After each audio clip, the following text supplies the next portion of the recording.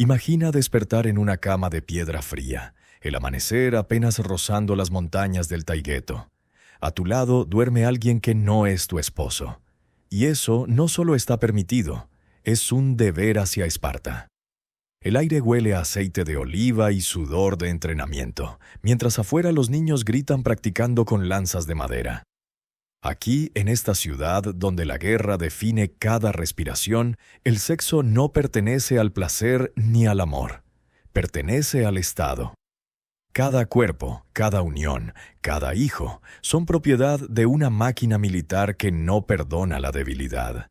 Antes de que sigas adentrándome en este mundo donde la intimidad era estrategia y el deseo un recurso militar, deja un comentario diciendo ¿desde dónde me escuchas y a qué hora? Ahora ven conmigo al pasado. Ven a Esparta, donde el sexo construyó el ejército más temido de Grecia. La historia del sexo en Esparta comienza antes del sexo mismo. Comienza en el momento exacto en que un recién nacido toma su primera bocanada de aire. Los ancianos esperan. No hay celebración todavía. El bebé es llevado ante el consejo de inspección, hombres de rostros severos que lo miran como se mira un arma, buscando defectos, evaluando su potencial de guerra. Si el niño tiembla demasiado, si sus extremidades parecen débiles, si hay alguna marca que sugiera enfermedad, la decisión es inmediata. No hay debate. El bebé es llevado al monte Taygeto y abandonado entre las rocas. Las madres no lloran. O al menos no donde alguien pueda verlas. Llorar sería admitir que amas más a tu hijo que a Esparta. Y eso, en esta tierra, es el peor de los crímenes. Los que sobreviven la inspección inicial comienzan un entrenamiento que durará toda su vida. Pero antes de las armas, antes de la agogé, viene algo más fundamental. La preparación de los cuerpos que algún día crearán nuevos soldados. Las niñas espartanas crecen de una manera que horroriza al resto de Grecia, mientras las atenienses se ocultan en gineseos, tejiendo y guardando silencio, las espartanas corren desnudas bajo el sol. Sus músculos se endurecen, sus pieles se broncean, saltan, lanzan jabalinas, luchan entre ellas con una ferocidad que haría sonrojar a muchos hombres. Los extranjeros las miran con una mezcla de deseo y asco. Las llaman mostradoras de muslos, un insulto que las espartanas llevan con orgullo. Pero esto no es liberación, es agricultura. Las niñas no entrenan para ser libres, entrenan para ser campos fértiles donde sembrar soldados fuertes. Un cuerpo débil produce hijos débiles. Un cuerpo fuerte, templado por el ejercicio y la disciplina, produce guerreros. Cada sentadilla, cada carrera, cada gota de sudor bajo el sol implacable del Peloponeso es una inversión en la siguiente generación de hoplitas. El Estado espartano entiende algo que otras ciudades ignoran. La guerra comienza en el útero. Cuando una niña alcanza la pubertad, no hay celebraciones florales ni rituales de fertilidad, como en otras partes de Mesía, Grecia. Hay evaluación. Los ancianos observan su desarrollo con la misma frialdad con que inspeccionaron su cuerpo al nacer. ¿Sus caderas son lo suficientemente anchas? ¿Su constitución sugiere resistencia al parto? ¿Puede correr 20 estadios sin colapsar? Si las respuestas son afirmativas, es declarada apta para el matrimonio. Si no, su futuro es incierto. Esparta no tiene lugar para la debilidad, ni siquiera en sus mujeres. Los chicos, mientras tanto, han sido arrancados de sus hogares a los 7 años. La agogé. Duermen en barracas sobre camas de juncos que ellos mismos deben cortar con sus manos desnudas, sin cuchillos, para que las fibras les fortalezcan la piel. Comen lo mínimo, obligados a robar comida si quieren más, pero castigados brutalmente si los atrapan. No por robar, entiéndelo bien, sino por ser lo suficientemente torpes para dejarse atrapar.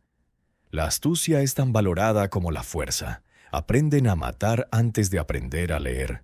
Sus primeros recuerdos de placer están asociados con la violencia, con la aprobación de sus mentores cuando destrozan a un compañero más débil en combate. El sexo, cuando finalmente llegue a sus vidas, será solo otra forma de combate. Pero hay algo más oscuro aún en la agoge, algo que los historiadores mencionan con incomodidad y los espartanos nunca nombraban directamente. Los hombres mayores, los que ya han probado su valor en batalla, toman bajo su tutela a los jóvenes más prometedores. La relación es compleja: mentor y estudiante, protector y protegido, amante y amado. Los griegos tienen palabras específicas para esto: el erasta, el amante mayor; el eromeno, el joven amado. En Atenas, estas relaciones son poéticas, filosofadas, dramatizadas. En Esparta son funcionales. El erasta enseña al erómeno a sobrevivir. A cambio, el erógeno ofrece su cuerpo, su lealtad, su devoción absoluta. ¿Es amor? ¿Es abuso? ¿Es entrenamiento? La respuesta espartana sería: es necesario. Los lazos formados en estas relaciones crean unidades militares inquebrantables. Hombres que luchan uno al lado del otro, no solo como camaradas, sino como amantes, no huyen del campo de batalla. No abandonan a su pareja para salvar su propia vida. La falange espartana, esa formación de escudos entrelazados que aterrorizó al mundo antiguo, se mantiene unida tanto por eros como por entrenamiento. Cada escudo protege no solo al hombre que lo lleva, sino al amante que lucha a su lado. Cuando un joven espartano alcanza los 20 años, oficialmente se convierte en un ciudadano con derecho a casarse. Pero esto no significa que deje la agoge. Vivirá en los barracones hasta los 30. Su esposa lo verá en secreto, en encuentros furtivos robados a la noche. Algunos hombres pasan tanto tiempo alejados de sus esposas que apenas reconocen sus rostros. Hay historias de espartanos que tienen hijos sin haber visto nunca a sus esposas a la luz del día. La oscuridad es cómplice de estas uniones. La oscuridad y la urgencia. Porque el tiempo juntos es limitado, y cada encuentro debe ser aprovechado para un solo propósito: crear otro soldado. Las bodas espartanas no se parecen a nada que conozcas. No hay ceremonias públicas, no hay procesiones festivas ni intercambio de regalos. La noche de bodas es un rapto simulado. El novio, acompañado por sus camaradas, irrumpe en la casa de la novia y la arrastra afuera mientras ella grita y se resiste, siguiendo el ritual. Esto no es violencia real, pero tampoco es completamente fingido.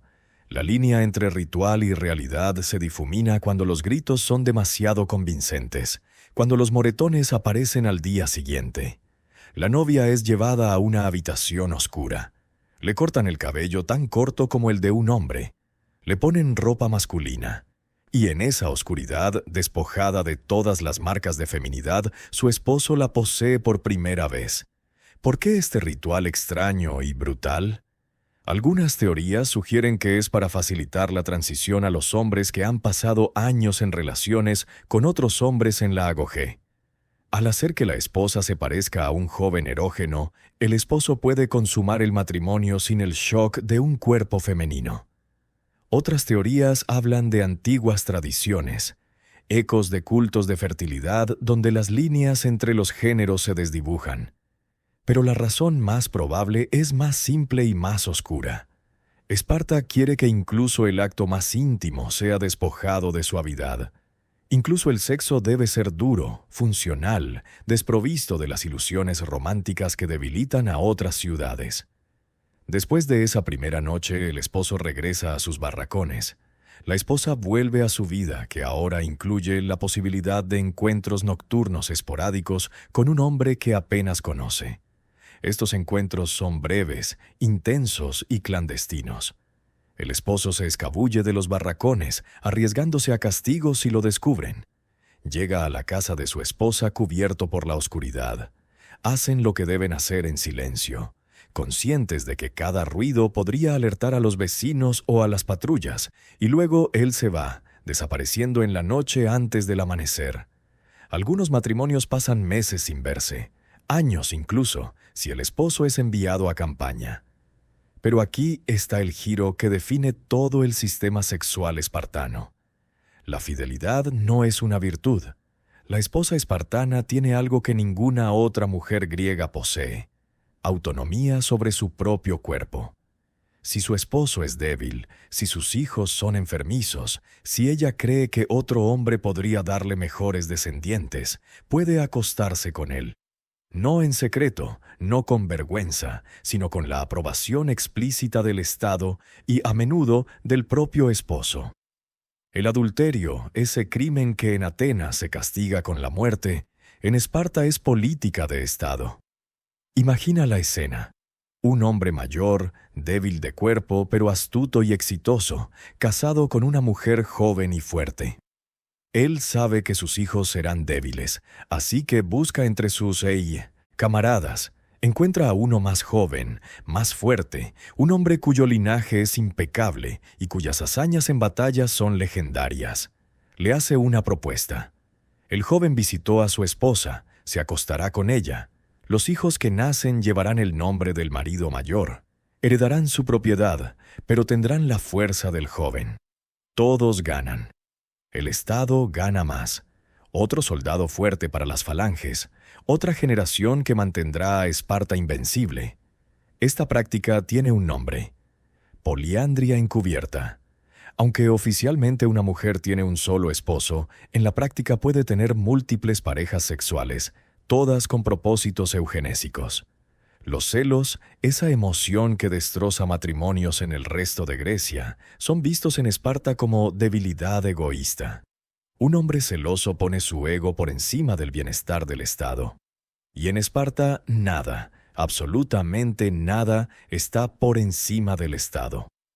Las mujeres espartanas entonces ocupan una posición única en el mundo antiguo. No son recluidas como las atenienses. No son propiedad absoluta de sus esposos. Manejan las propiedades mientras los hombres están en guerra. Toman decisiones económicas. Y, lo más importante, tienen voz en la reproducción. Plutarco cuenta la historia de una mujer espartana a quien un extranjero preguntó por qué las mujeres espartanas eran las únicas que gobernaban a los hombres.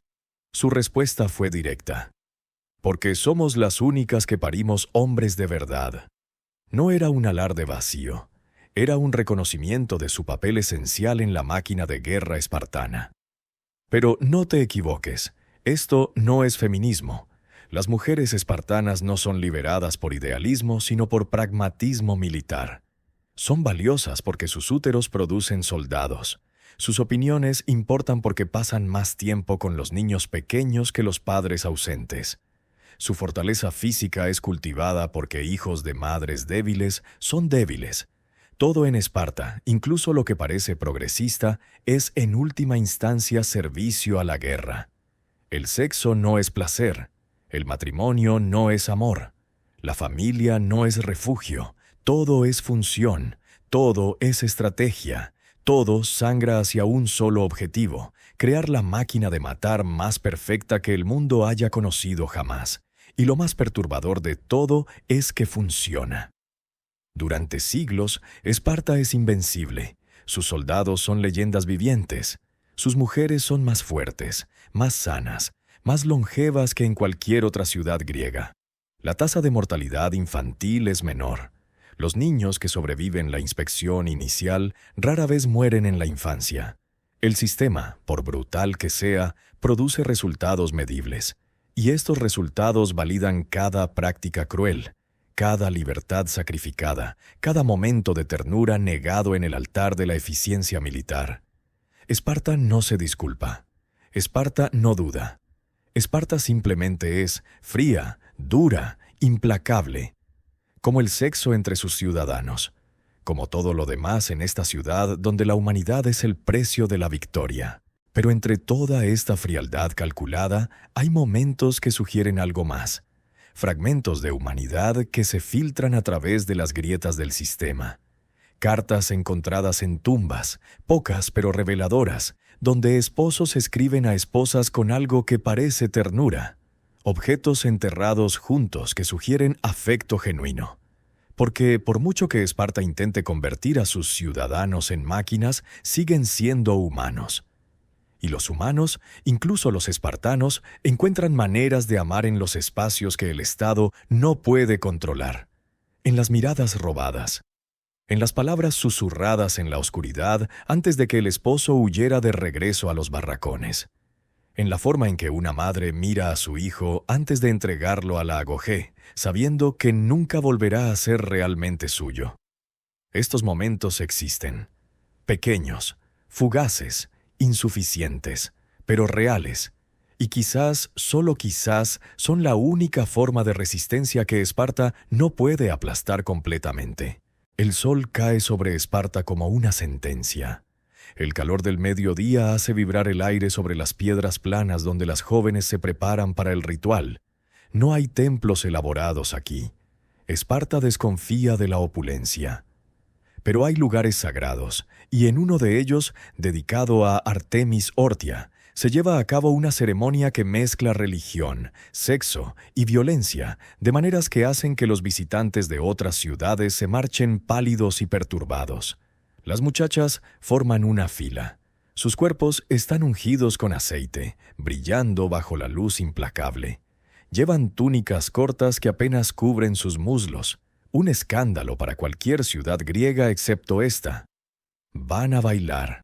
No un baile delicado de movimientos precisos y gracia estudiada. Van a correr, saltar, contorsionarse en una exhibición de fuerza y flexibilidad. Y los hombres observan. Jóvenes de la agogé, mayores ya casados, ancianos del consejo. Todos miran. Esto no es una lujuria casual. Es evaluación. Cada movimiento de las muchachas es analizado.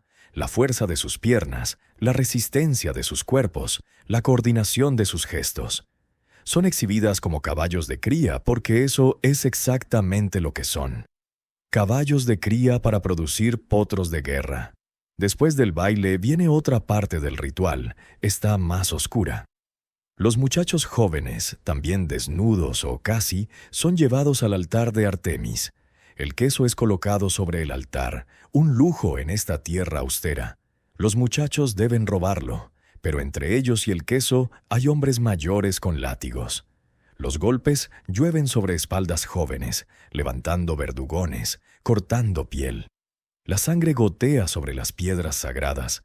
Algunos muchachos caen, algunos mueren, y se considera un honor. Morir en el altar de Artemis robando queso es morir en servicio de los dioses y del Estado, una muerte más gloriosa que la vejez en cama. Pero hay algo más en este ritual de flagelación. La mezcla de dolor y humillación pública, la desnudez forzada, la sangre derramada ante una audiencia, todo esto sirve a un propósito más allá del religioso. Enseña a los jóvenes a disociar el dolor del miedo, a funcionar mientras sus cuerpos sangran, a no sentir vergüenza por su vulnerabilidad expuesta. Estas lecciones serán útiles cuando estén en la falange, cuando una lanza atraviesa su escudo y se hunda en su carne, cuando deban seguir luchando mientras sus intestinos se deslizan entre sus dedos. El ritual es entrenamiento. Todo en Esparta es entrenamiento. Las bodas mismas, ya mencionadas antes, son rituales cargados de simbolismo sexual violento. Pero hay matices adicionales que merecen atención.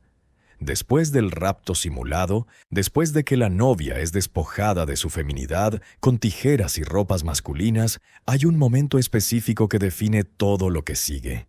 La novia es dejada sola en una habitación completamente oscura, sin velas, sin luna que se filtre por las ventanas. Oscuridad absoluta, y en esa oscuridad espera acostada sobre un jergón de juncos hasta que su esposo llega. Él ha bebido. Todos los novios espartanos beben antes de consumar el matrimonio, no por celebración, sino por necesidad. Después de años durmiendo junto a hombres, después de años donde el único contacto físico íntimo ha sido con otros soldados, la transición a un cuerpo femenino requiere preparación. El vino ayuda. La oscuridad ayuda más. En esa negrura completa los sentidos se confunden. El tacto es todo. Y un cuerpo es solo un cuerpo. Músculos, piel, calor. Sin las señales visuales que diferencian hombre de mujer, el esposo puede hacer lo que debe hacer sin el shock de lo desconocido. La consumación es rápida, funcional. Él no se queda. Incluso en su noche de bodas debe regresar a los barracones antes del amanecer. Si lo atrapan ausente, el castigo es severo: golpes, humillación pública y, lo peor de todo, la decepción de sus camaradas. Así que el acto sexual se convierte en algo apresurado, casi furtivo. No hay tiempo para la ternura, no hay espacio para exploración. Hay un objetivo: penetración, eyaculación, concepción. 3 verbos que resumen el sexo marital espartano. Todo lo demás es exceso, y Esparta no tolera el exceso. Con el tiempo, a medida que el matrimonio progresa, si progresa puede llamarse a encuentros esporádicos a lo largo de años, la pareja puede desarrollar una cierta familiaridad. Pero incluso entonces, las restricciones persisten. El esposo sigue viviendo en los barracones. Los encuentros siguen siendo nocturnos, clandestinos. Plutarco registra que algunos hombres engendraron varios hijos con sus esposas antes de verlas por primera vez a plena luz del día. Esta afirmación suena exagerada hasta que comprendes la lógica espartana. ¿Para qué necesitan verse? El sexo no requiere intimidad visual. La reproducción no requiere reconocimiento facial. Todo lo que se necesita es 2 cuerpos funcionales en una habitación oscura. Hay otro ritual, menos discutido pero igualmente revelador: el de la esposa que toma un amante con el permiso de su esposo. Esto no ocurre en secreto, sino con cierta ceremonia. El esposo hace la presentación. A veces invita al amante potencial a su casa. Hay una comida, conversación. Se discuten los términos como si fuera un contrato comercial. ¿Con qué frecuencia se verán? ¿Los hijos serán criados en qué hogar? ¿Qué recursos económicos estarán disponibles? Una vez acordado todo, el amante comienza sus visitas. Estas son más abiertas que los encuentros entre esposos. Pueden ocurrir durante el día. Pueden durar más, porque hay menos riesgo de castigo militar y, paradójicamente, menos vergüenza social. Un hombre que comparte a su esposa para mejorar la calidad de su descendencia es visto como sabio, no como cornudo. Las mujeres en estos arreglos tienen más agencia de la que tendrían en cualquier otra ciudad griega. Pueden rechazar a un pretendiente que su esposo sugiere. Pueden proponer ellas mismas a un hombre que han observado y consideran adecuado. Su voz en estos asuntos no es decorativa, sino determinante, porque al final ellas son las que conocerán al amante más íntimamente. Ellas son las que llevarán al hijo en su vientre. Ellas son las que darán a luz, arriesgando sus vidas en el proceso. Esparta pragmática reconoce que darles voz en la selección del padre es simplemente eficiente. Pero hay un lado oscuro en esta aparente libertad. Las mujeres que no logran concebir o que dan a luz hijos débiles repetidamente enfrentan presiones inmensas. No hay divorcios formales en Esparta, pero hay abandono. Un hombre puede simplemente dejar de visitar a su esposa.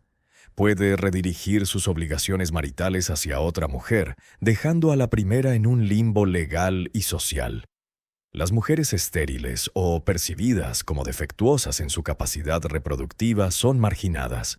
No violentamente, no con crueldad obvia, sino con la indiferencia fría que es la especialidad espartana. Son ignoradas, olvidadas, borradas socialmente sin ser formalmente castigadas. Los rituales religiosos también están saturados de contenido sexual. Las gimnopedias, festivales anuales donde jóvenes de ambos sexos bailan desnudos en honor a Apolo, son espectáculos de exhibición corporal sin paralelo en Grecia. Los cuerpos son evaluados, comparados, admirados o descartados. Los jóvenes más atractivos y fuertes reciben propuestas de matrimonio. Los menos dotados aprenden temprano que en Esparta el cuerpo es destino. Un cuerpo hermoso y fuerte puede elevar tu estatus social. Un cuerpo débil o deforme te condena a la irrelevancia, o peor, al abandono en el taigueto, incluso si logras sobrevivir la inspección infantil. Hay también rituales más pequeños, menos formalizados, pero no menos significativos. La práctica de que los hombres mayores adopten jóvenes prometedores como sus eromenos incluye ceremonias privadas. El joven es llevado a la casa del mayor. Hay una cena, vino, conversación sobre guerra y virtud. Y luego, cuando la noche avanza, el mayor instruye al joven en los misterios de la edad adulta. Un eufemismo que todos entienden, pero nadie explica abiertamente. La primera vez que un joven espartano es penetrado por su erasta es un rito de paso tan importante como su primera muerte en combate. Ambos marcan su transformación de niño a hombre, de civil a soldado. Estos rituales no son ocultos. Los vecinos saben, los familiares saben, toda Esparta sabe. Y nadie protesta porque es el sistema. Es la forma en que las cosas son y siempre han sido. Cuestionar estos rituales sería cuestionar a Esparta misma. Y cuestionar a Esparta es traición. Así que los rituales continúan, generación tras generación, puliendo una máquina social que convierte carne en arma, deseo en deber, amor en estrategia. Los dioses observan desde sus altares manchados de sangre y aceite. Y si tienen objeciones, las guardan para sí mismos, porque incluso los dioses temen contradecir a Esparta. Hay un precio por todo, incluso para Esparta, especialmente para Esparta. La máquina que produce soldados perfectos también produce fracturas que ningún escudo puede cubrir. Las consecuencias del sistema sexual espartano se derraman en cada aspecto de la vida, creando grietas que con el tiempo se convertirán en abismos que tragará a la ciudad entera. Empieza con los niños. Los que sobreviven, porque no todos los que pasan la inspección inicial realmente sobreviven. Algunos mueren durante la agogé por entrenamiento excesivo, por heridas infectadas, por hambre crónica. Otros mueren en los rituales, sangrando en altares o aplastados en competiciones brutales. Pero incluso los que sobreviven físicamente cargan cicatrices invisibles. Crecer en un sistema que valora la dureza sobre todo lo demás produce hombres incapaces de expresar vulnerabilidad. La empatía es entrenada fuera de ellos a golpes y privaciones. Para cuando alcanzan la edad adulta, muchos espartanos son emocionalmente estériles. Pueden matar sin remordimiento. Pueden soportar dolor atroz sin quejarse. Pero no pueden llorar cuando un amigo muere. No pueden reconocer el miedo en sus propios corazones. No pueden amar de maneras que no sean funcionales. Las esposas sufren esto directamente. Casadas con hombres que las tratan como incubadoras, que las visitan en la oscuridad y huyen antes del amanecer, que no conocen sus nombres completos o los rostros de sus propios hijos, estas mujeres viven en una soledad peculiar. Tienen más libertad que las mujeres atenienses, sí. Pueden poseer propiedad, tomar decisiones, incluso tener amantes. Pero están casadas con fantasmas, hombres que existen más como conceptos que como compañeros. Algunos matrimonios desarrollan afecto genuino a lo largo de décadas de encuentros esporádicos, pero muchos no. Muchos son simplemente transacciones reproductivas repetidas hasta que uno de los dos muere. Y luego está el problema demográfico. El gran secreto que Esparta esconde. Su población está disminuyendo, lentamente al principio, casi imperceptiblemente, pero consistentemente. Las razones son múltiples. La guerra constante mata a hombres jóvenes antes de que puedan reproducirse adecuadamente. Los estándares absurdamente altos para la ciudadanía significan que muchos niños nacidos en territorio espartano nunca son aceptados como ciudadanos completos. Se convierten en periecos, habitantes periféricos sin derechos plenos, o peor, en hilotas, esclavos. La clase ciudadana pura se encoge generación tras generación. El sistema eugenésico también cobra su precio. Al eliminar a todos los niños considerados débiles o defectuosos, Esparta cree que está purificando su acervo genético. Pero la genética no funciona así. Algunos de esos bebés abandonados en el Taygeto habrían crecido sanos. Algunos habrían sido genios militares o líderes natos si se les hubiera dado la oportunidad. En su obsesión por la perfección física inmediata, Esparta descarta variabilidad genética que podría haber fortalecido a la población a largo plazo. Y la práctica de compartir esposas, aunque diseñada para concentrar genes fuertes, también concentra genes recesivos, defectos ocultos que aparecen generaciones después. Enfermedades, debilidades, ironías genéticas que el sistema no puede predecir ni prevenir. Las enfermedades de transmisión sexual también son un problema, aunque los registros son escasos. Con múltiples parejas sexuales siendo la norma, especialmente entre las clases altas, las infecciones se propagan. Los griegos no entienden los mecanismos de contagio, así que no hay precauciones. Algunos hombres desarrollan úlceras dolorosas en sus genitales. Algunas mujeres sufren infecciones que arruinan su fertilidad. Los niños nacen con ojos nublados o piel marcada. Síntomas de sífilis congénita, aunque los espartanos no tienen nombre para ella. Atribuyen estas desgracias a la ira de los dioses o a maldiciones, y como respuesta hacen más sacrificios, derramar más sangre en altares, intensifican los rituales. Pero las enfermedades no responden a oraciones, solo se propagan. Hay también consecuencias psicológicas que se manifiestan en comportamientos extraños. Algunos hombres espartanos desarrollan lo que hoy llamaríamos disfunciones sexuales. Después de años de intimidad exclusiva con otros hombres, algunos simplemente no pueden funcionar con mujeres, incluso en la oscuridad, incluso borrachos, incluso con esposas disfrazadas como hombres jóvenes. Estos hombres viven en una vergüenza secreta, cumpliendo todas sus otras obligaciones como soldados, pero fallando en la más básica: reproducirse. Algunos buscan ayuda de curanderos que les dan brebajes de hierbas y testículos de cabra molidos. Otros simplemente se rinden, dejando que sus esposas busquen amantes mientras ellos regresan a la comodidad exclusiva de los barracones y sus camaradas. Las mujeres también sufren traumas. Los partos en Esparta son asuntos brutales, sin médicos especializados, sin anestesia, con solo parteras que valoran la fortaleza sobre la compasión. Se espera que las mujeres espartanas den a luz en silencio o con mínimas quejas. Gritar durante el parto es visto como debilidad, así que aprietan los dientes, muerden correas de cuero y sufren. Muchas mueren.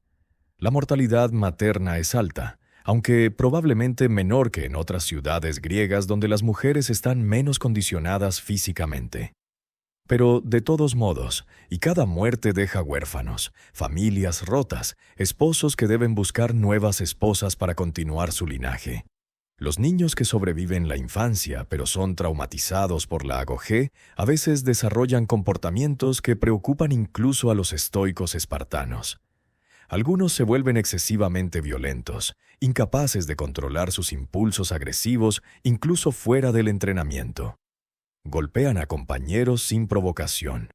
Matan animales domésticos por diversión. Estos jóvenes son observados cuidadosamente. Si su violencia puede ser canalizada hacia el enemigo, son valiosos. Si no, si se vuelven impredecibles y peligrosos para sus propios camaradas, desaparecen. No hay registros de qué les sucede exactamente.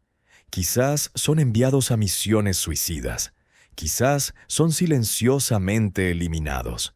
Esparta no desperdicia recursos en intentos de rehabilitación. O eres útil o eres prescindible.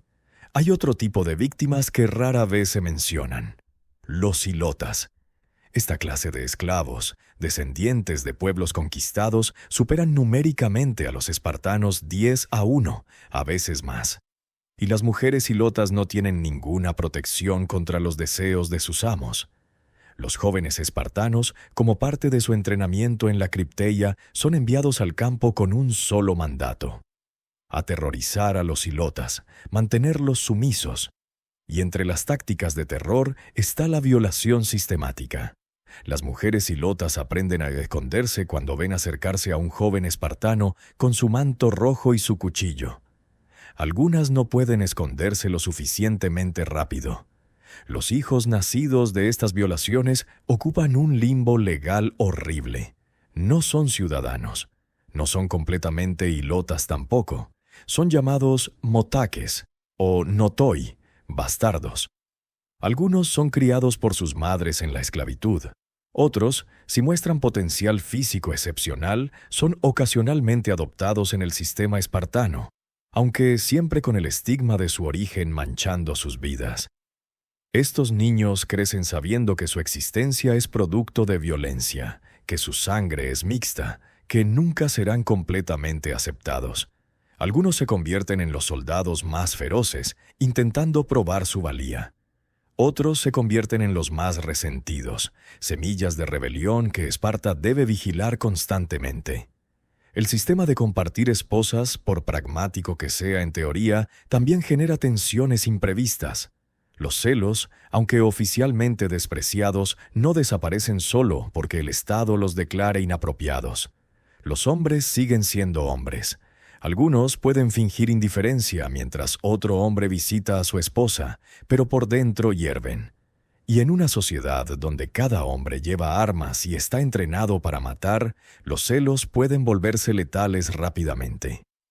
Hay historias susurradas de duelos no oficiales, de accidentes, durante entrenamientos donde un rival romántico recibe una lanza en la espalda.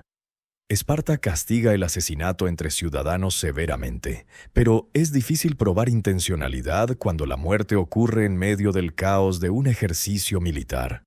Las mujeres también experimentan emociones complicadas en estos arreglos. Algunas desarrollan afectos genuinos por sus amantes, sentimientos que no tienen por sus esposos ausentes. Esto crea dilemas. ¿A quién le deben lealtad? ¿Al hombre cuyo nombre llevan y cuyos hijos cuidarán bajo su apellido? ¿O al hombre que realmente las conoce, que pasa tiempo con ellas, que tal vez incluso las hace sentir deseadas más allá de su función reproductiva? Algunas mujeres navegan estos sentimientos con pragmatismo espartano, compartiendo sus vidas emocionales. Otras se rompen bajo el peso de la contradicción, volviéndose amargas o distantes, o encontrando consuelo en el vino. El vino, por cierto, es un problema creciente en Esparta. Aunque la ciudad predica moderación en todo, el alcohol ofrece uno de los pocos escapes de la rigidez implacable de la vida diaria. Algunos hombres beben en exceso en los sisitia, las comidas comunales obligatorias. Llegan a sus esposas borrachos, incapaces de funcionar sexualmente, violentos a veces. Algunas mujeres también beben solas en sus casas, tratando de adormecer la soledad o el dolor del último parto, o simplemente el aburrimiento aplastante de una vida que gira completamente alrededor de esperar que un fantasma aparezca en la oscuridad cada pocas semanas. Y luego están las consecuencias políticas. Esparta, tan ocupada perfeccionando su máquina militar, descuida otras áreas del desarrollo social. Mientras Atenas florece con filosofía, arte, teatro y democracia, Esparta se estanca. Su cultura se vuelve monolítica, obsesionada con un solo propósito. No hay espacio para la innovación. No hay tolerancia para el pensamiento disidente. Esto crea una sociedad frágil, incapaz de adaptarse cuando el mundo cambia. Y el mundo siempre cambia. La demografía sigue siendo el problema más fundamental. Para el año 371 a.C., en la batalla de Leuctra, Esparta puede reunir solo unos 700 espartiatas de pura sangre. 700. Una ciudad que una vez pudo movilizar miles ahora apenas puede llenar una pequeña falange. Los números no mienten. El sistema que se suponía que crearía soldados infinitos en realidad ha agotado el acervo genético del cual extraerlos. Esparta se está extinguiendo, víctima de su propia perfección eugenésica. Las alianzas matrimoniales también se vuelven problemáticas a medida que la población ciudadana se encoge. Con menos familias elegibles, los matrimonios se vuelven cada vez más endogámicos. Primos se casan entre sí.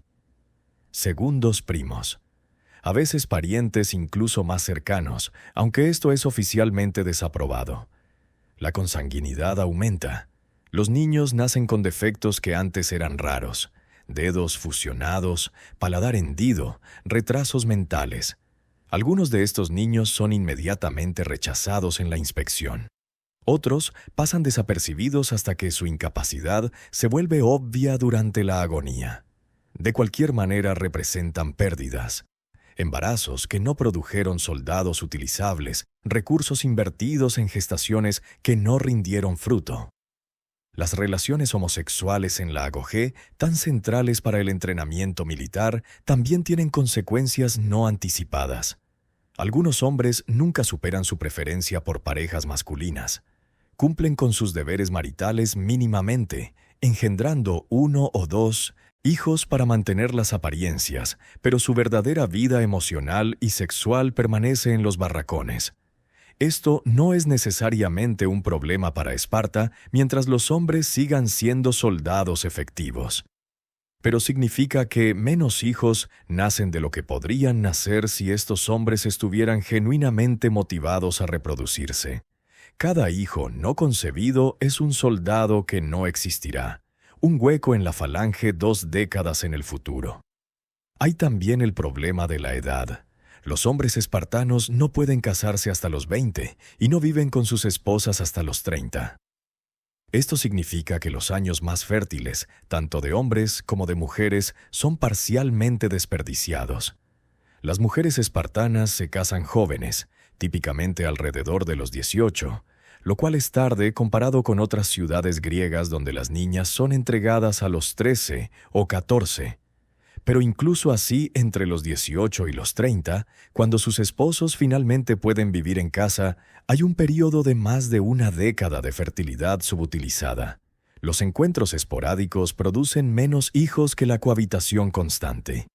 Las matemáticas reproductivas están en contra de Esparta, y la ciudad se niega a ver el problema hasta que es demasiado tarde. El trauma intergeneracional también se transmite. Madres que apenas vieron a sus esposos crían hijas que esperan lo mismo. Los padres ausentes normalizan la ausencia paterna.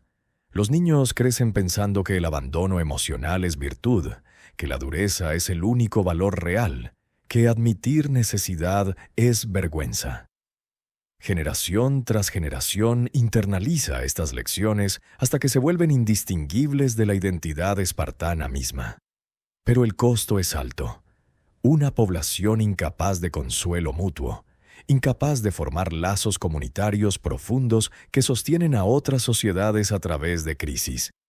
Cuando las crisis vienen, Esparta es frágil de maneras que su reputación militar oculta. Derrotas en batalla que otras ciudades absorberán y de las cuales se recuperarán son devastadoras para Esparta, porque cada soldado perdido es irreemplazable. No hay reservas profundas de ciudadanos. No hay manera rápida de entrenar reemplazos. Un espartano toma décadas en producir. 9 meses de gestación, 7 años de infancia, 13 años en la Agogé, años adicionales antes de alcanzar el pico de capacidad militar. Perder 100 hombres en una batalla es perder 30 años de inversión reproductiva y de entrenamiento. Otras ciudades pueden reemplazar las pérdidas en una generación. Esparta necesita 2 o 3. Las mujeres que pierden a sus esposos en guerra enfrentan opciones limitadas. Algunas se vuelven a casar, uniéndose a hombres mayores o viudos.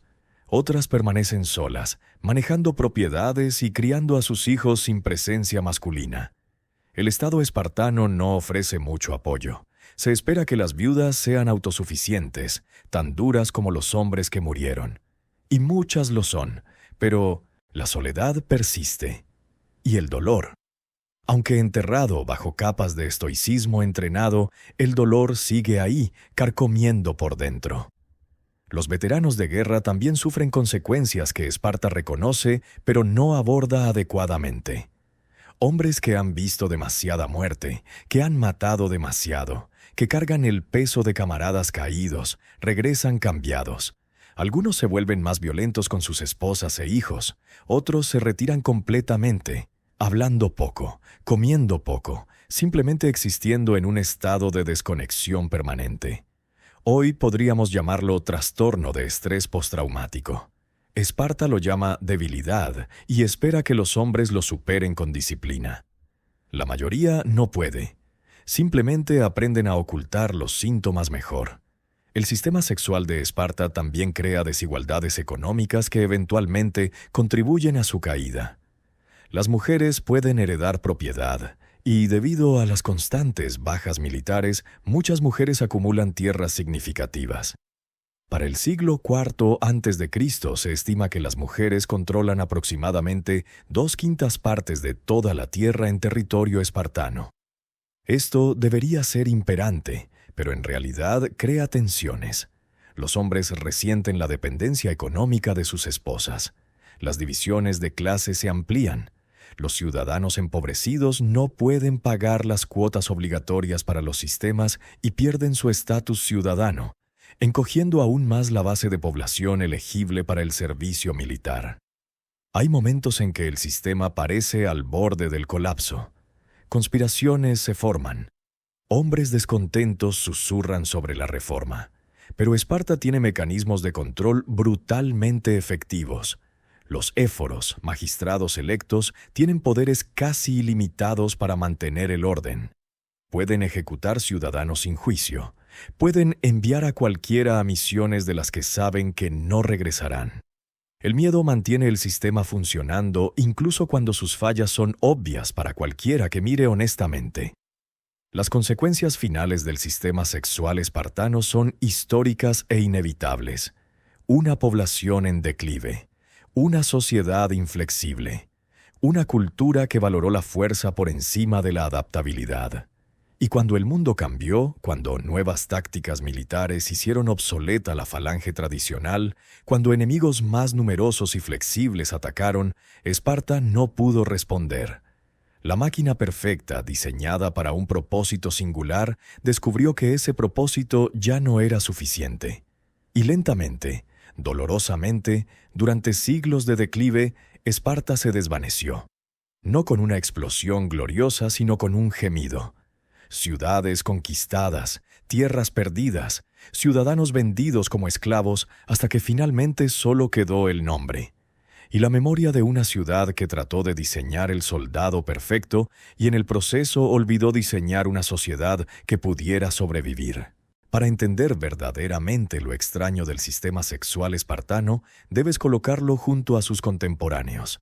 Viaja mentalmente a Atenas, apenas unos días de distancia, pero un universo aparte en valores y prácticas. Aquí las mujeres son invisibles.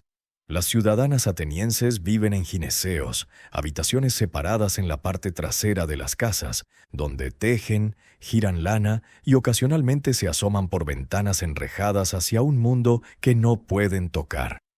Se casan a los 13 o 14 años con hombres que pueden tener 30 o 40 años. Nunca han visto antes a sus esposos. Sus padres arreglan todo. Una noche de bodas ateniense es terror silencioso. La niña, porque eso es lo que es llevada a la casa de un extraño. Él es su dueño ahora, legal y absolutamente. Puede golpearla, violarla, matarla si lo desea, y mientras lo haga dentro de las paredes de su hogar, ninguna ley intervendrá. Ella no tiene propiedades, no tiene voz en asuntos públicos, no puede testificar en la corte. Su existencia se reduce a 3 funciones: producir herederos legítimos, administrar el hogar y permanecer invisible. Las mujeres atenienses no corren, no entrenan.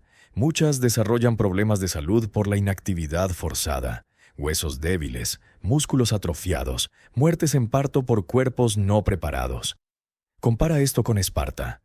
Las mujeres espartanas son vistas, oídas, respetadas en cierta medida.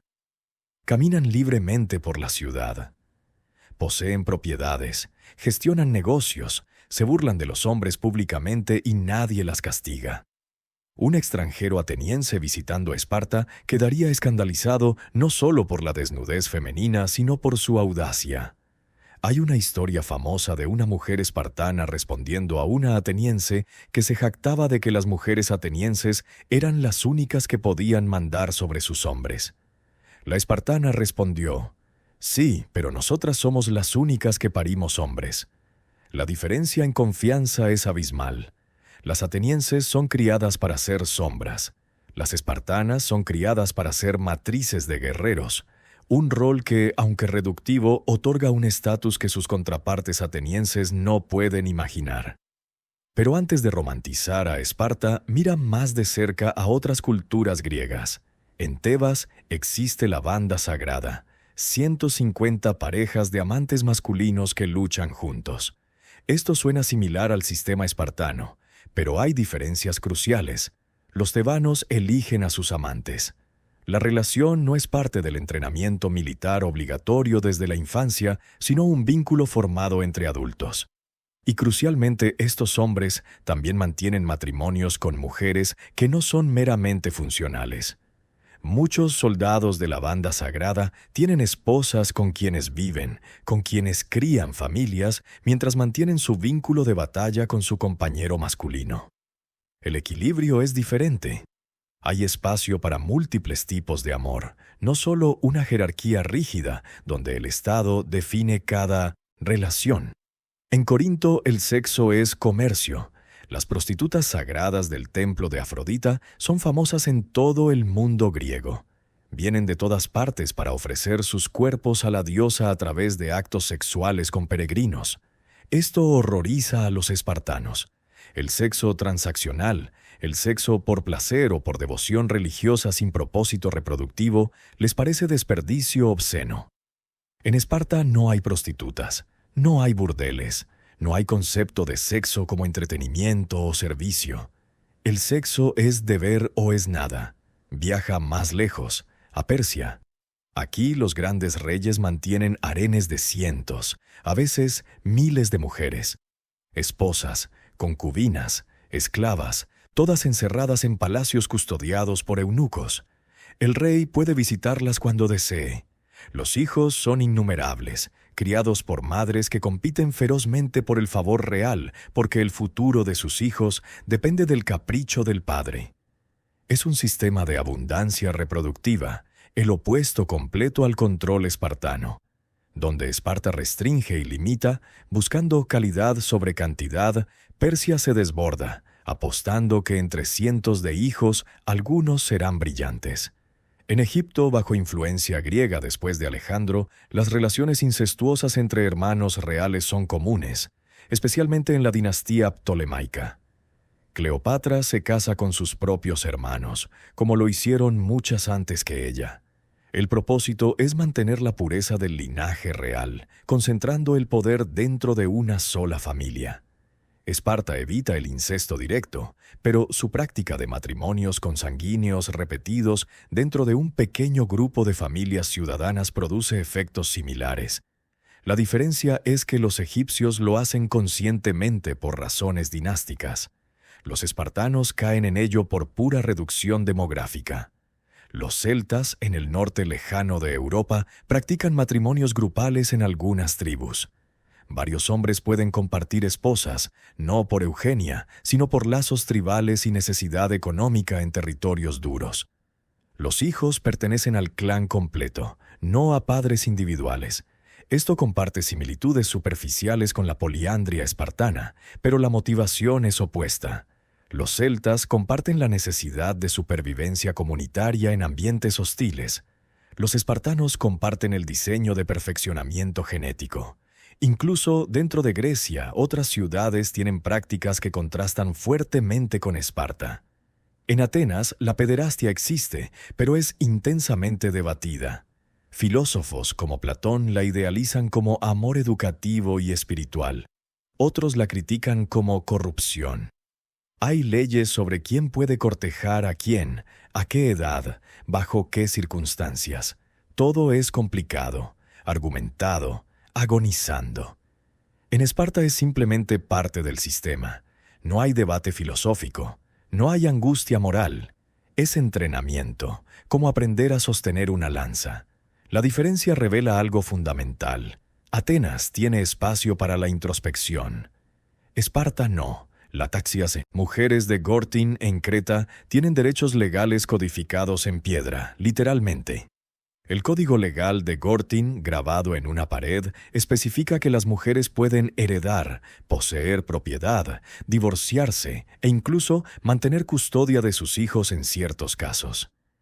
Esto es extraordinario para el mundo antiguo y rivaliza con los derechos que las espartanas disfrutan. Pero hay una diferencia clave. Las gortinianas tienen estos derechos dentro de una sociedad que también valora el arte, el comercio y la vida civil normal. Las espartanas tienen derechos solo porque sirven al proyecto militar. Son herramientas privilegiadas, no ciudadanas en pleno sentido. En Roma, que eventualmente conquistará gran parte del mundo griego, el matrimonio es un contrato legal complejo con tipos y niveles. Hay matrimonios con manus, donde la mujer pasa completamente al control del esposo, y matrimonios sine manus, donde mantiene lazos con su familia original y cierta independencia. Los romanos ven el matrimonio como fundamento de la sociedad, un acto sagrado que une familias y crea estabilidad social. El divorcio existe, pero es complicado y escandaloso. Compara esto con Esparta, donde el matrimonio es apenas reconocido como institución. Es una formalidad que legitima hijos, nada más.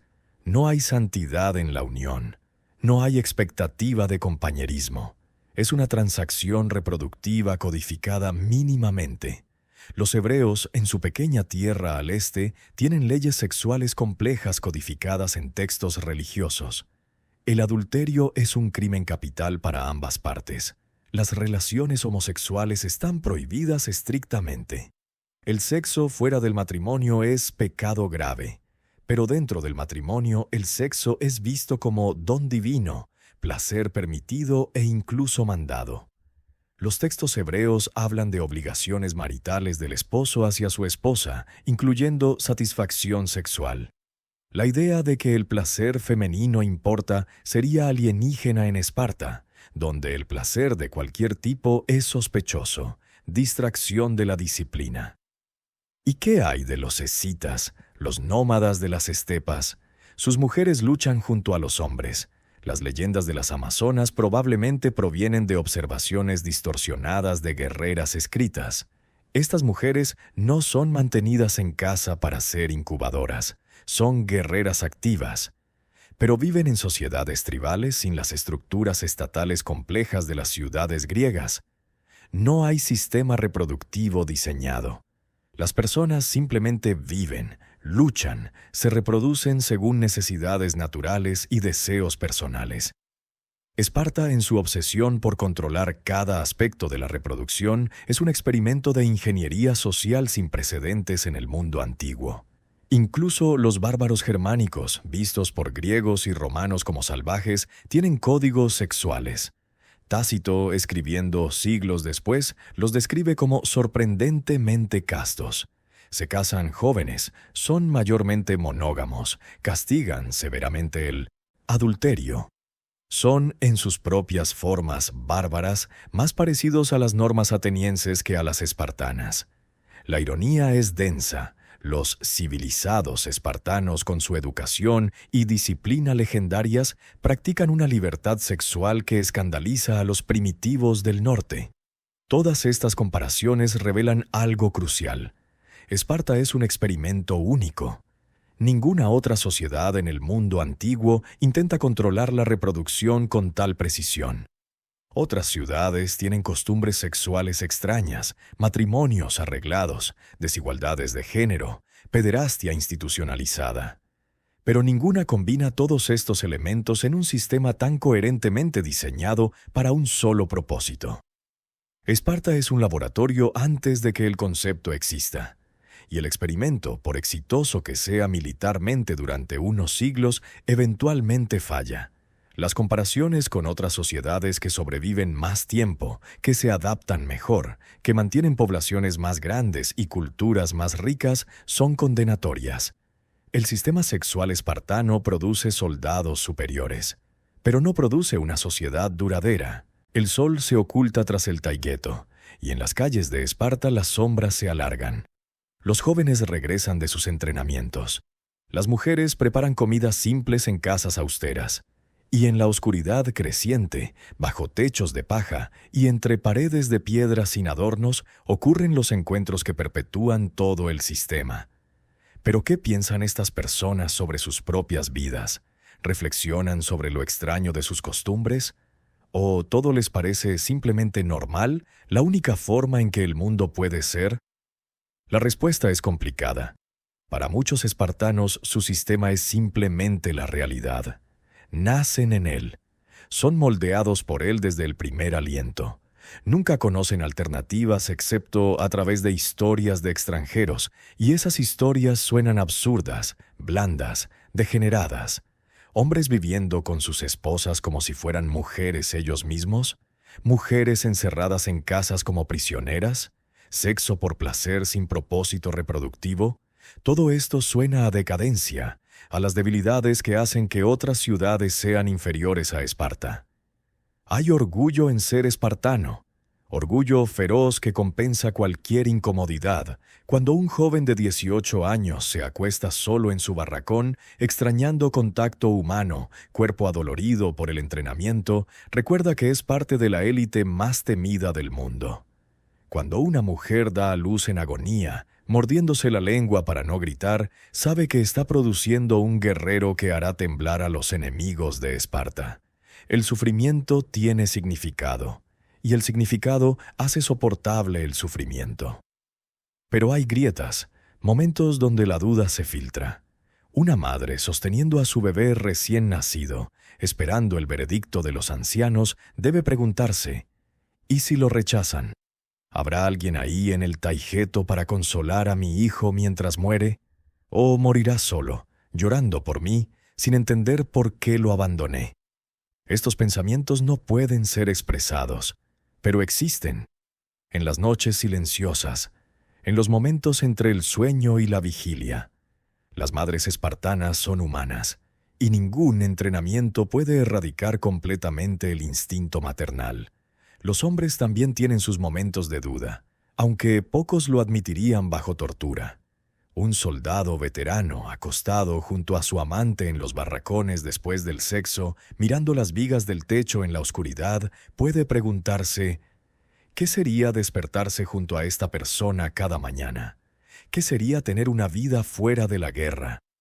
Pero estos pensamientos son peligrosos, conducen a deseos que no pueden ser satisfechos, así que son empujados hacia abajo, enterrados bajo capas de disciplina y deber. Y con el amanecer viene el entrenamiento, y el entrenamiento deja poco espacio para la introspección. Las esposas, quizás, son las que más piensan en estas cosas. Tienen más tiempo a solas, más espacio para la reflexión.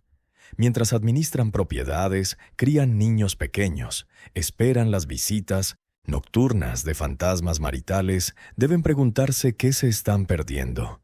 Algunas tienen amantes que les muestran versiones diferentes de intimidad. ¿Y si su esposo real pudiera ser así? ¿Y si pudieran vivir juntos, conocerse como personas completas en lugar de solo cuerpos en la oscuridad? Pero estas fantasías no conducen a ninguna parte. El sistema es el sistema. No hay manera de cambiarlo para una persona. Y hablar en contra sería traición. Los extranjeros tienen percepciones completamente diferentes. Los visitantes de otras ciudades griegas miran a Esparta con una mezcla de admiración y horror. Admiran la eficiencia militar. Admiran la dedicación.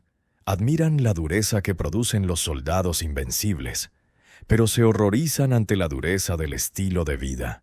Jenofonte, un ateniense que pasó tiempo en Esparta y escribió admirativamente sobre su constitución, aún así no pudo evitar notar las rarezas. Describe las costumbres sexuales espartanas como si fueran experimentos científicos, con un tono de fascinación clínica que apenas oculta su incomodidad. Platón, el gran filósofo ateniense, escribe sobre Esparta extensamente en sus diálogos. Ve elementos dignos de alabanza. La educación comunal, el énfasis en la virtud sobre la riqueza, la igualdad relativa entre ciudadanos. Pero también ve los fallos. En la República, su sociedad ideal comparte algunos elementos espartanos, pero rechaza otros. Permite que los guardianes tienen parejas múltiples, pero no convierte el matrimonio en una farsa. Valora el entrenamiento físico, pero no a costa de todo lo demás. Platón percibe a Esparta como un trabajo interesante pero defectuoso, un borrador de lo que podría ser una sociedad perfecta si se refinó y se equilibrara. Aristóteles es más crítico. Escribe extensamente sobre las fallas del sistema espartano en su Política. Nota la disminución demográfica. Critica la cantidad de propiedades en manos de mujeres. Argumenta que la obsesión espartana con la virtud militar ha creado una sociedad unidimensional incapaz de prosperar en tiempos de paz. Su percepción es que Esparta ha optimizado para un escenario específico, guerra constante, y se ha vuelto frágil ante cualquier otro contexto. Es un análisis devastadoramente preciso que los eventos históricos validará completamente. Los persas, enemigos tradicionales de los griegos, tienen sus propias percepciones. Herodoto registra que Jerjes, el gran rey persa, quedó desconcertado por los espartanos antes de la batalla de Termópilas. Sus espías reportaron que los soldados espartanos se estaban peinando el cabello y ejercitándose desnudos antes de la batalla. Xerxes no entendía. ¿Por qué hombres a punto de morir se preocupaban por su apariencia? Un desertor griego explicó: los espartanos siempre se preparan como si cada día fuera el último, viviendo constantemente al borde de la muerte. Esta disposición para morir en cualquier momento, para estar siempre listo, horrorizó e impresionó a los persas en igual medida. Los hilotas, la clase esclava, tienen las percepciones más amargas. Ven a sus amos no como héroes, sino como opresores crueles, cuyo sistema sexual incluye su violación y explotación sistemática. Los hilotas cuentan historias diferentes sobre Esparta. Historias de jóvenes que irrumpen en aldeas en la noche, matando hombres y violando mujeres como entrenamiento. Historias de niños de sangre mixta, criados en vergüenza, ni libres ni completamente esclavizados. Para los hilotas, el sistema sexual espartano no es una ingeniería social admirable. Es un horror viviente que los victimiza generación tras generación. Y ocasionalmente se rebelan, aunque siempre son aplastados con brutalidad que deja cicatrices en la tierra misma. Los historiadores posteriores tendrán sus propias percepciones, cambiando con los tiempos. Los romanos admiraban la disciplina espartana, viéndola como modelo para su propia expansión militar.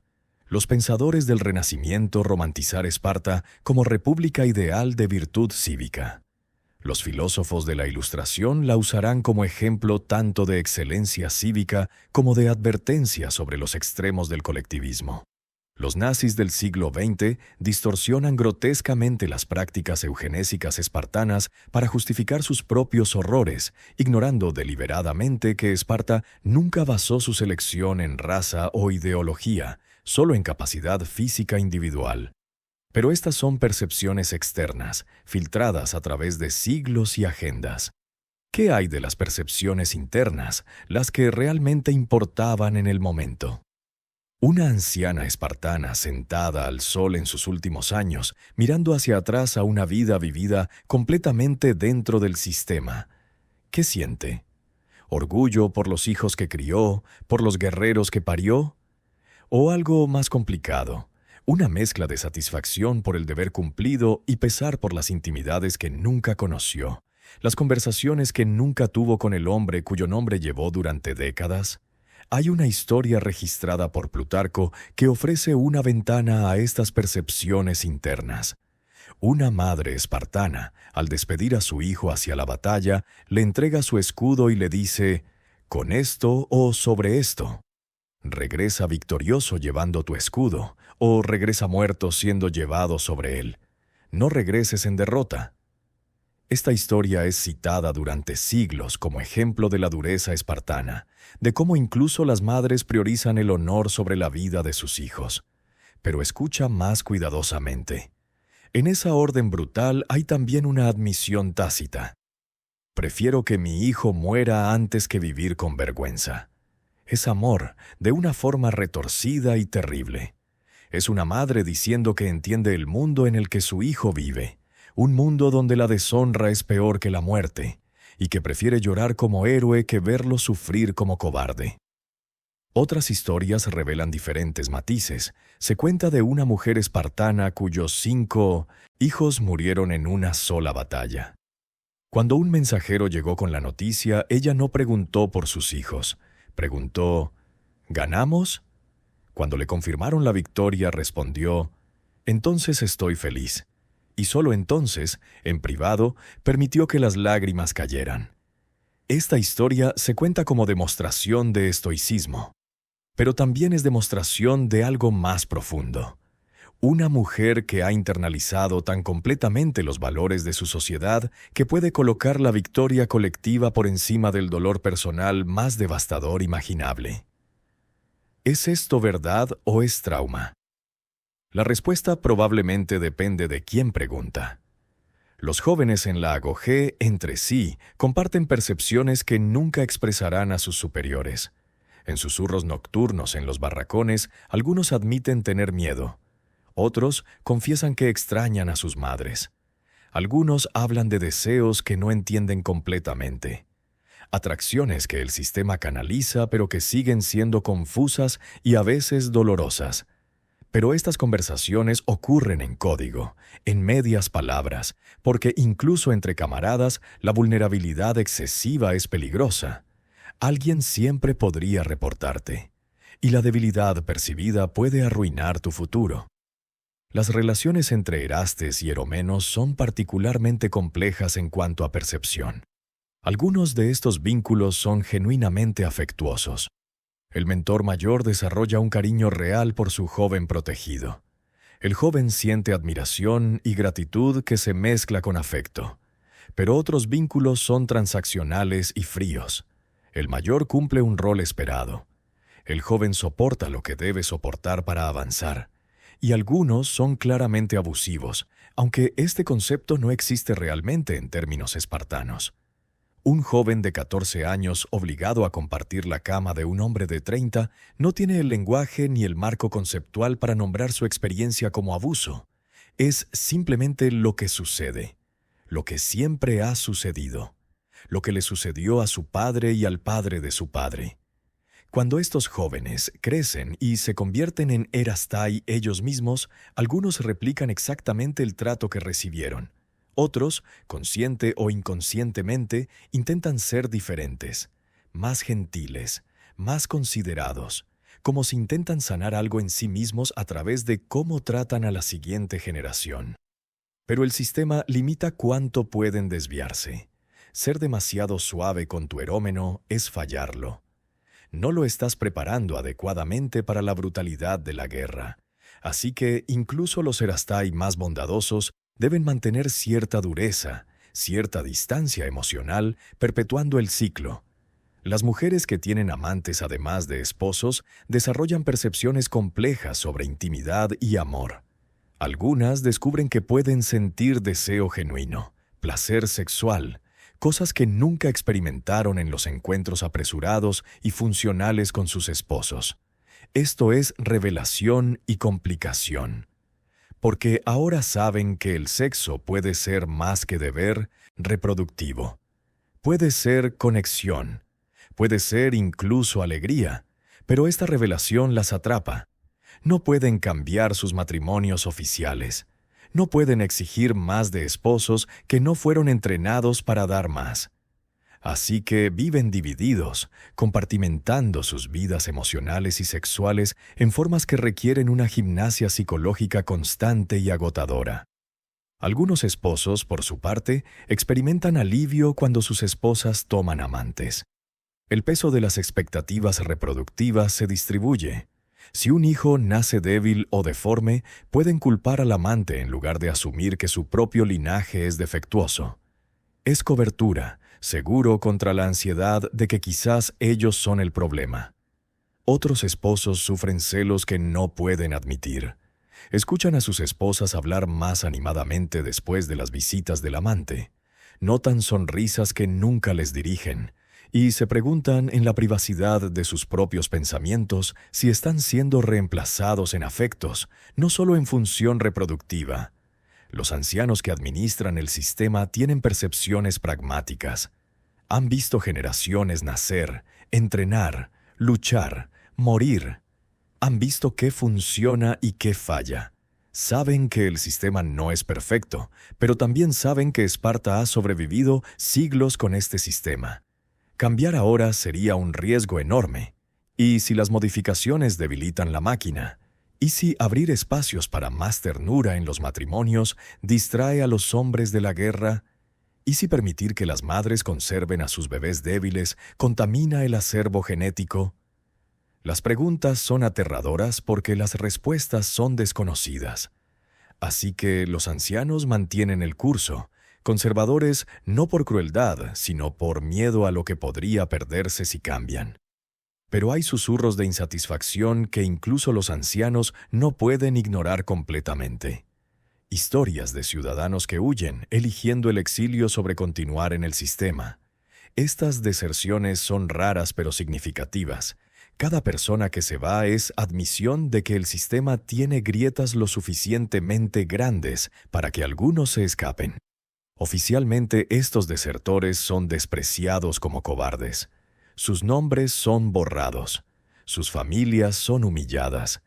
Pero privadamente algunos se preguntan, ¿qué vieron que los hizo preferir la deshonra del exilio sobre seguir siendo espartanos? Las generaciones jóvenes, a medida que Esparta declina en los siglos IV y III antes de Cristo, desarrollan percepciones diferentes a las de sus ancestros. Han oído historias de la gloria pasada, pero viven la realidad del declive presente. Ven ciudades más prósperas, más pobladas, más culturalmente ricas. Algunos se preguntan si quizás Esparta ha pagado demasiado por su especialización militar. Sí, quizás un balance diferente habría sido más sostenible. Pero estas dudas son peligrosas de expresar. Los ancianos no toleran críticas al sistema ancestral. Entonces los jóvenes aprenden a mantener sus percepciones en privado, compartidas solo con amigos de confianza en momentos robados. Hay también percepciones que nunca fueron registradas porque provenían de personas sin voz. Las hilotas violadas que quedaron embarazadas de sus atacantes espartanos. ¿Qué pensaban mientras sus vientres crecían con niños engendrados en violencia? ¿Amaban a esos bebés? ¿Los odiaban? ¿O sentían algo más complicado? Amor mezclado con resentimiento, instinto maternal en guerra con la memoria del trauma. Los niños motaques creciendo entre dos mundos sin pertenecer completamente a ninguno. ¿Se percibían a sí mismos como espartanos o como impostores? ¿Luchaban más ferozmente para probar su valía o se sentían internamente mientras servían al sistema que marcó sus nacimientos como ilegítimos? Las percepciones también cambian con la edad y la experiencia. Un joven de 20 años, recién salido de la agogé, lleno de confianza y adoctrinamiento, percibe el sistema como perfecto. Es invencible. Es el mejor soldado del mejor ejército de la mejor ciudad en el mundo. A los 30, después de su primera campaña larga, después de haber visto amigos morir, después de haber matado hasta que sus manos temblaron, las percepciones se complican. A los 40, casado oficialmente, con hijos que nunca ve, viviendo finalmente en casa pero sintiéndose extraño en un espacio doméstico, las percepciones se oscurecen más. A los 50, veterano de múltiples guerras, cuerpo marcado por cicatrices y dolor crónico, mirando hacia atrás a una vida de servicio. ¿Qué siente? ¿Orgullo? ¿Vacío? Ambos. Las mujeres experimentan evoluciones similares. Una niña de 12 años corriendo desnuda bajo el sol, fuerte y libre comparada con las niñas atenienses, percibe su vida como privilegiada. A los 18, casada con un extraño que aparece en la oscuridad, las percepciones son más ambivalentes. A los 25, madre de 2 hijos que fueron llevados a la agogé y un bebé que fue rechazado y abandonado en la montaña, las percepciones están teñidas de pérdida. A los 40, manejando propiedades extensas porque su esposo murió en batalla, poderosa en términos materiales, pero profundamente sola. Las percepciones son complejas, más allá de palabras simples. Y finalmente, están las percepciones que emergen solo en retrospectiva, cuando Esparta ya ha caído, y los historiadores posteriores miran hacia atrás intentando entender qué salió mal. Ven que el sistema sexual espartano fue un experimento audaz en ingeniería social. Ven que produjo resultados impresionantes durante siglos, pero también ven que fue fundamentalmente insostenible. que optimizó para un escenario estrecho y se volvió frágil ante cambios inesperados, que trató a los humanos como materiales de construcción para una máquina y descubrió que los humanos, eventualmente, resisten ser reducidos a funciones. La percepción final, la que importa cuando todo ha terminado, es Esparta. Intentó diseñar el soldado perfecto y casi lo logró, pero olvidó que los soldados son humanos primero, y los humanos necesitan más que disciplina y deber para prosperar. Necesitan conexión, necesitan ternura, necesitan espacio para ser vulnerables sin ser destruidos por esa vulnerabilidad. Esparta no pudo ofrecer estas cosas, y eventualmente el costo de su ausencia se volvió demasiado alto. Las percepciones internas de los espartanos, las dudas susurradas, los dolores privados, las grietas en la fachada de perfección, todas señalaban hacia esta verdad. Pero la ciudad, fiel a su naturaleza, ignoró estas señales hasta que fue demasiado tarde. Y el experimento terminó, no con validación, sino con colapso lento, y lecciones que el mundo tardaría siglos en aprender completamente. La oscuridad está completa ahora. Las estrellas pueblan el cielo sobre el Peloponeso como lo han hecho durante milenios. Pero abajo, en el valle donde una vez estuvo Esparta, queda poco. Piedras desgastadas, cimientos vagos de lo que pudieron haber sido edificios. Silencio donde una vez resonaron gritos de entrenamiento y acero contra escudo. Esparta, la ciudad que se negó a construir murallas porque sus hombres eran sus murallas, ha desaparecido casi sin rastro. Y sin embargo, su legado sobre el sexo, el género y el cuerpo como instrumento del Estado resuena a través de la historia de maneras que todavía nos afectan hoy. El legado más inmediato es militar. Durante siglos después de su declive, comandantes de ejércitos en toda la cuenca mediterránea intentan replicar elementos del entrenamiento espartano. Los romanos especialmente admiran y adaptan ciertas prácticas. El énfasis en la disciplina colectiva sobre la gloria individual. Los castigos brutales por cobardía. El entrenamiento comienza en la infancia. Pero los romanos son pragmáticos, toman lo que funciona y descartan lo que no. No replican el sistema sexual espartano. Los ciudadanos romanos se casan jóvenes y viven con sus familias. Roma entiende algo que Esparta no pudo. Un imperio necesita población creciente, no decreciente. Necesita ciudadanos que se reproduzcan entusiastamente, no bajo coacción estatal. Pero hay ecos más oscuros también, la idea de que el Estado tiene derecho a controlar la reproducción, a decidir quién puede tener hijos y quién no, resurge una y otra vez a través de la historia. Los movimientos eugenésicos del siglo XIX y XX, que culminan en los horrores del nazismo, citan a Esparta como precedente. Argumentan que si los antiguos podían eliminar a los débiles para fortalecer la raza, las sociedades modernas también pueden. Por supuesto, distorsionan completamente lo que Esparta realmente hacía. Los espartanos nunca se preocuparon por la pureza racial en términos modernos. Su selección era puramente funcional. ¿Puede este bebé potencialmente convertirse en soldado? Pero los eugenistas modernos no se preocupan por la precisión histórica. Usan Esparta como mito legitimador para sus propias agendas genocidas. El legado sobre las relaciones homosexuales es igualmente complicado. Durante siglos, la pederastia griega, incluida la espartana, fue utilizada tanto para condenar como para defender las relaciones entre personas del mismo sexo. Críticos argumentaban que la homosexualidad era degeneración que destruyó a las grandes civilizaciones antiguas. Defensores argumentaban que las civilizaciones más admiradas de la antigüedad no solo toleraban, sino que institucionalizaban el amor entre hombres. Ambos lados simplificaron grotescamente.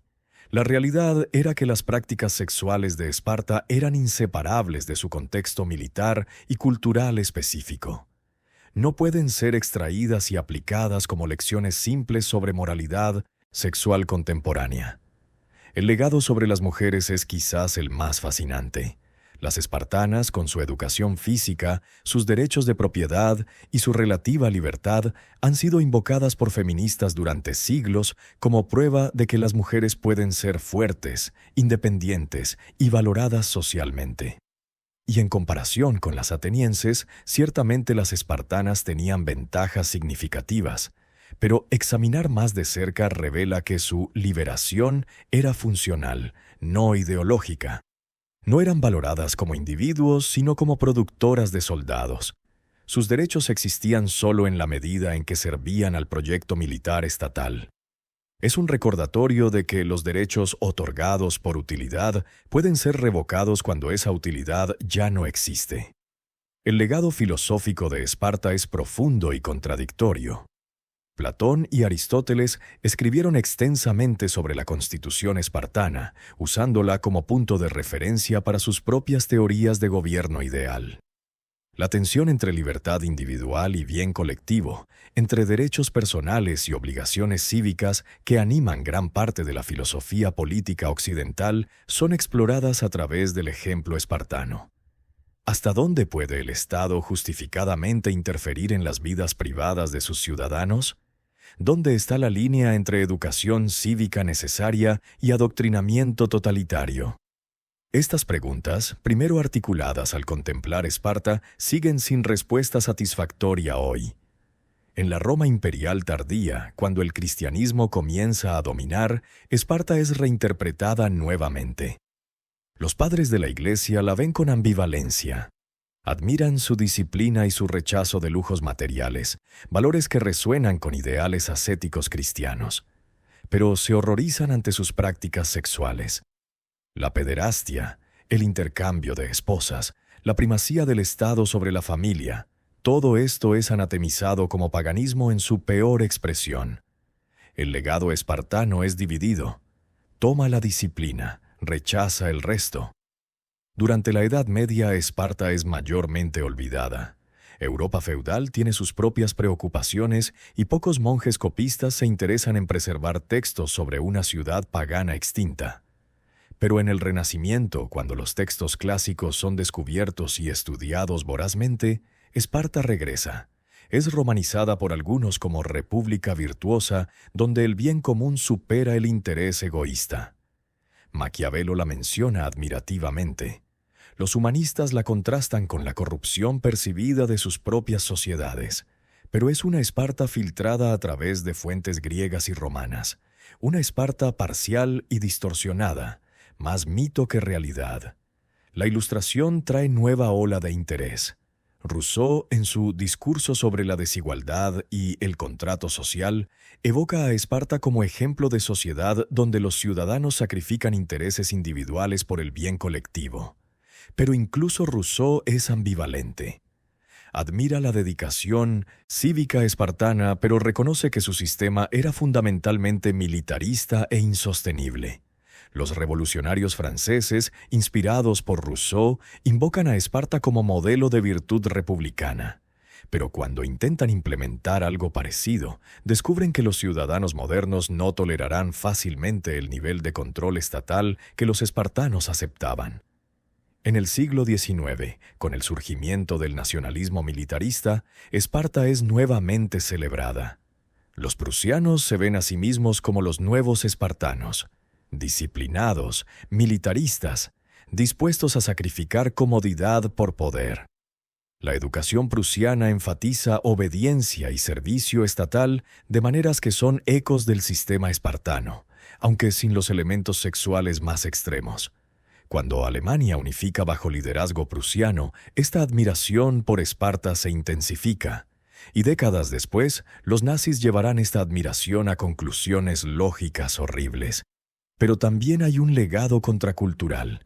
Los románticos del siglo XIX, rebelándose contra la industrialización y el racionalismo, algunas veces abrazan Esparta como antítesis de la modernidad.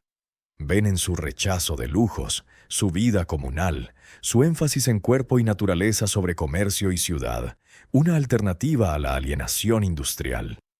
Por supuesto, esta es una lectura selectiva que ignora los aspectos brutales del sistema espartano.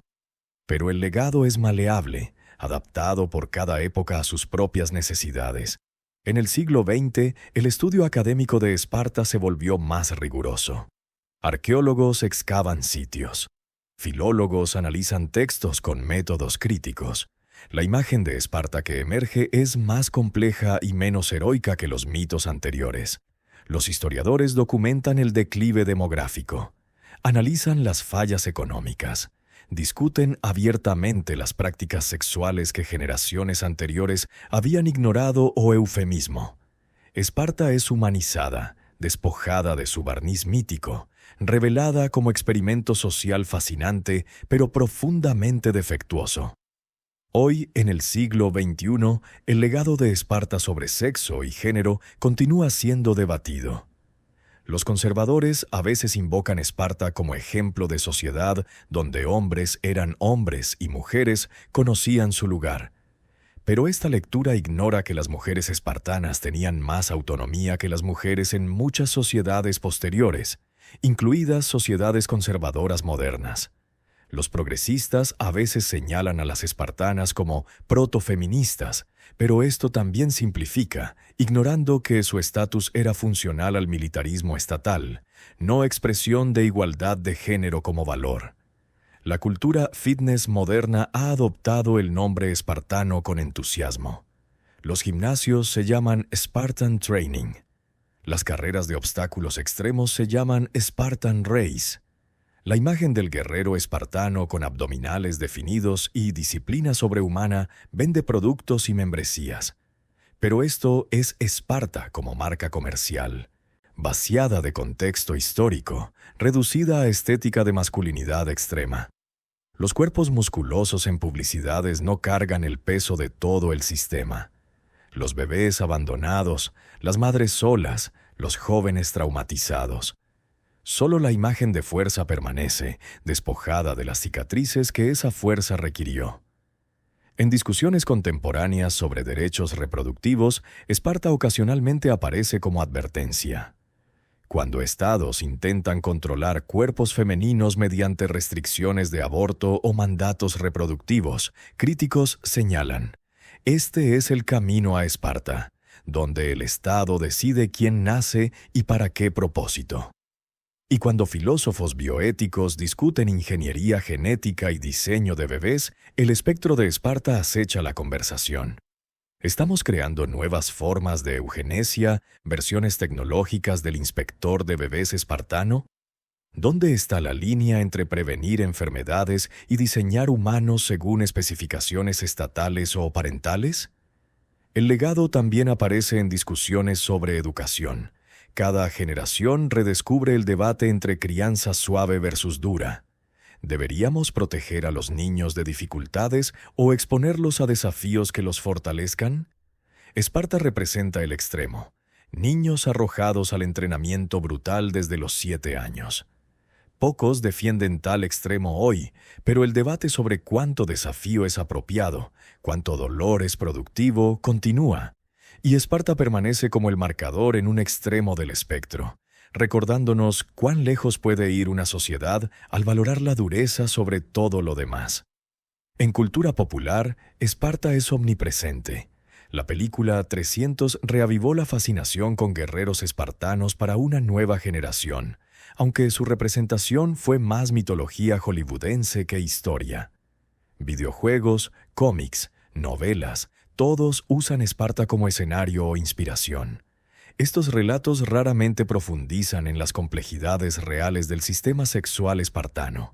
Son fantasías de poder masculino, generalmente ignorando o romantizando los costos humanos del sistema real.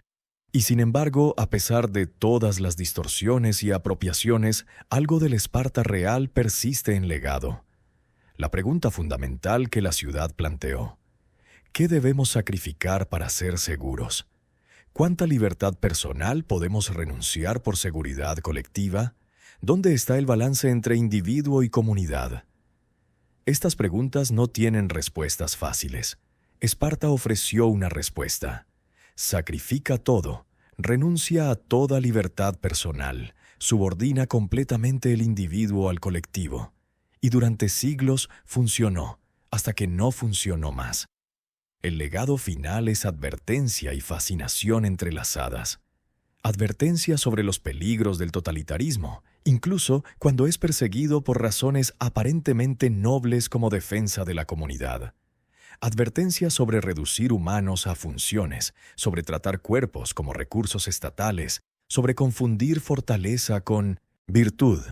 Pero también fascinación, porque Esparta demuestra lo lejos que pueden ir los humanos en moldearse a sí mismos según ideales.